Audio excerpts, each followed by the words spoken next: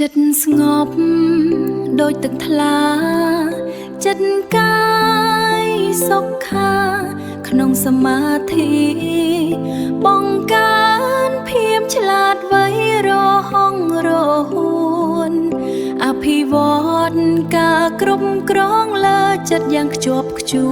នបង្កើនសមត្ថភាពទំនុកចិត្ត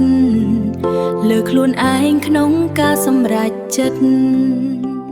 សមាធិជាប្រចាំកើនឡើងនៅសមត្ថភាពក្នុងការធ្វើការនិងការសិក្សា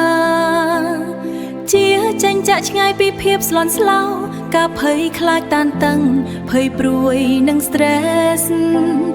ចិត្តនៅកាយមានសុខភាពល្អបរិសុទ្ធនិងរឹងមាំស្នាមញញឹមនិងភាពមេត្តាសមាធិធ្វើឲ្យចិត្តស្ងប់ដូចទឹកថ្លាគ្មានកកបង្កើនការចងចាំកាន់តែច្បាស់ល្អភ្ជង់ផ្ដោតអារម្មណ៍បានល្អណាស់សមាធិជាពន្លឺធម៌ដ៏សុខសាន្តពេលนิ่งមានតែសេចក្តីសុខចិត្តស្ងប់ដូចទឹកថ្លាកាយសុខាក្នុងសមាធិពន្លឺធម៌ដ៏សុខសាន្តពេលនេះមានតែសេចក្តីសុខចិត្តស្ងប់ដូចទឹកថ្លាចិត្តកាយសុខាក្នុងសមាធិ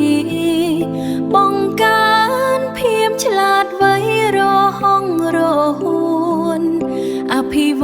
ឌ្ឍការគ្រប់គ្រងលើចិត្តយ៉ាងខ្ជាប់ខ្ជួន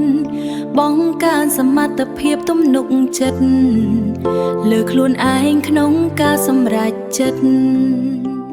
កើនឡើងនៅសមត្ថភាពក្នុងការធ្វើការនិងការសិក្សាជាចេញចាក់ឆ្ងាយពីភាពស្លន់ស្លោការភ័យខ្លាចតានតឹងភ័យព្រួយនិង stress ចិត្តនៅកាយមានសុខភាពល្អបរិសុទ្ធនិងរឹងមាំស្នាមញញឹមនិងភាពមេត្តា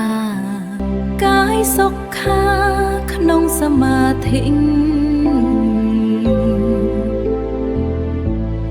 ពន្លឺធម៌ដ៏សុខសាន្តពេលនេះមានតែសេចក្តីសុខ